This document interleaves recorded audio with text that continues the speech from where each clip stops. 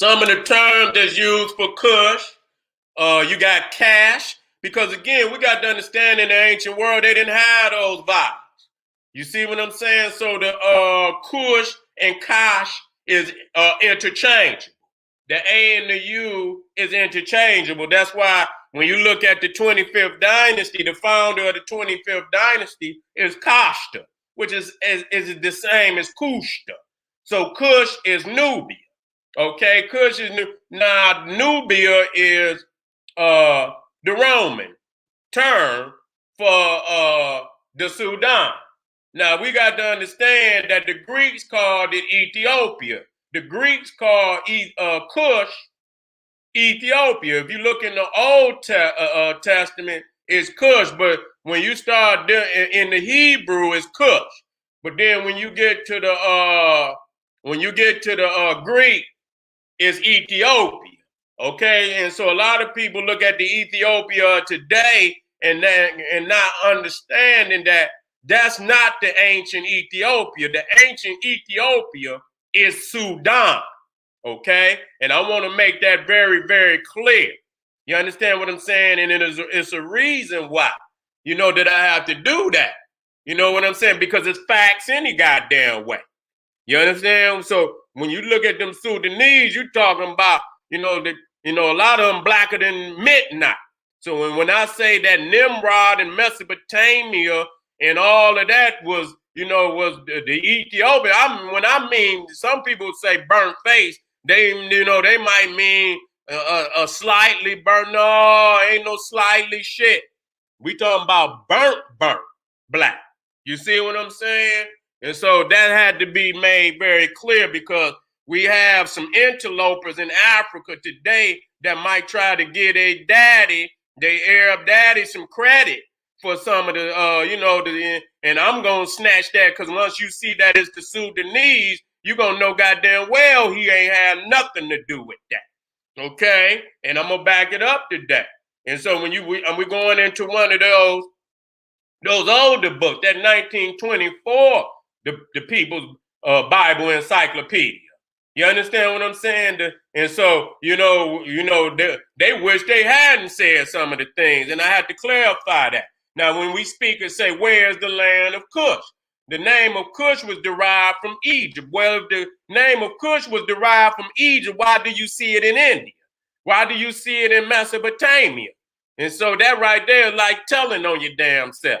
To the Egyptians, cash, okay, here's cash, denoted districts of the south of the first cataract, inhibited for the most part by races of a Nubian origin. So right there, just letting you know, Nubia. So when you talk about Cush, you're talking about Nubia. Cash, listen, Cash was the Ethiopia of the classical geographers.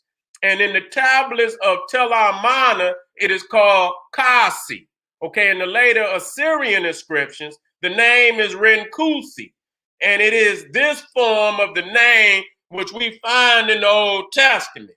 In the Old Testament, however, the name has a much wider signification than it had either in Egypt or in Assyria. It embraces not only the African Cash, Cush, of the Egyptian monuments, but also the southern coast of Arabia. Okay? And so a lot of people, when they think of, they see the Ethiopia of the day, and you see, and then because it's, parallel to Arabia, you know what I'm saying? Somehow all that Sabaean, what you know of as Sabaean air, mixture and shit, and that's some late date shit. That wasn't the pure Sudanese Ethiopia that was over there long before Abyssinia became Ethiopia. I have to deal with that, because they always, they want to boost this Sabaean shit up and give that some credit and shit, and you go and look Sabaean up and some Arab root all through that. I ain't got no time for that. You understand what I'm saying? So we cannot let them hijack the terms. Y'all got to understand that the Ethiopia of the ancients is Sudan. Okay, make that goddamn distinguish. And so when you talk about the kings of the 25th dynasty, you're talking about was founded by Kashta or Kushta.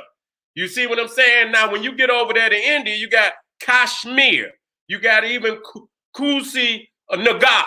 Now, Nagar means city. So you even got Kushi. Okay, and you got Kushi in the Bible, who was the father of Zephaniah, okay, who was a prophet, and got a book in the Bible.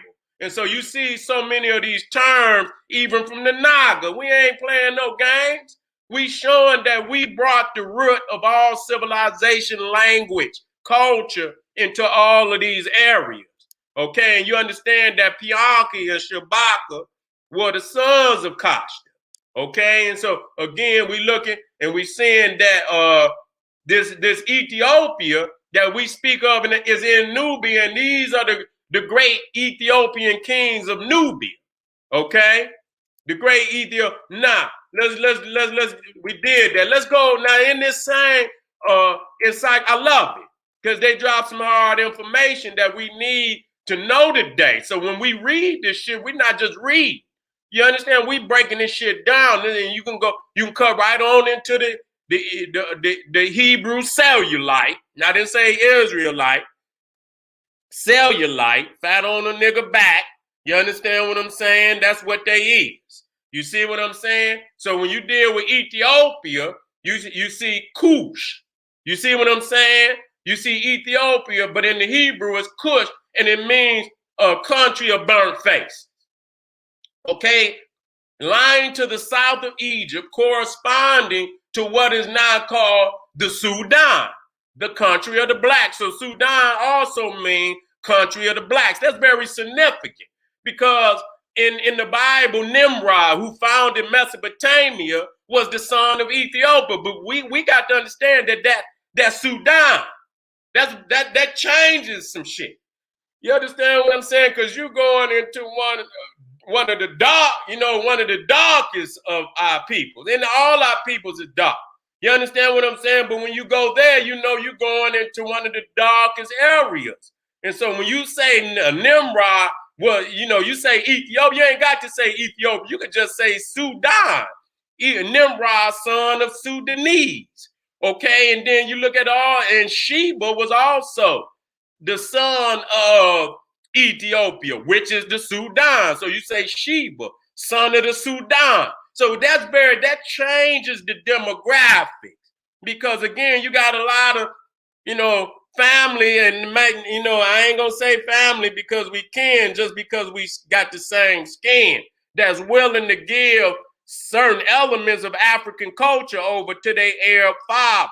And so I'm not giving you that opportunity. I'm gonna make clear that the ancient Ethiopia is Sudan. Okay, and that's gonna squeeze all the life out of that shit. Okay, and so we said it was known to the Hebrews as Cush. Okay, the name Cush, and then it says the authorized version is Ethiopia. Okay, and so I can move on from that. You see, I can move on from that because I just wanted to really make that clear. So you see here the largest extent of the Nubian Ethiopian Nubian Empire under the 25th dynasty, where it extended down below the Sixth Cataract all the way up to the Mediterranean. And so I believe that was the greatest extent that the interior empire, because this was also an empire, because the two nations had become one technically, even though they were one culturally and spiritually, they were now under one ruler. You see what I'm saying? And so this is the Ethiopian Kushite Empire at this time. You see what I'm saying? And so you see here the extension of it. So you see Sudan and Nubia. So when you understand that Kush is Nubia, then and understand that Nubia is Sudan, it changes the demographics of what we read and how we interpret that. You see what I'm saying? Now it says also, I believe it's Jeremiah. It should have been in there. I don't know where it's at. It didn't disappear. But Jeremiah, I don't know if it's whatever, you can look it up. Can the Ethiopian change his skin or the leopard his spots? And that's very powerful because we're going to see that what you call Mesopotamia, what you call Arabia today, were colonized first and foremost by the Sudanese.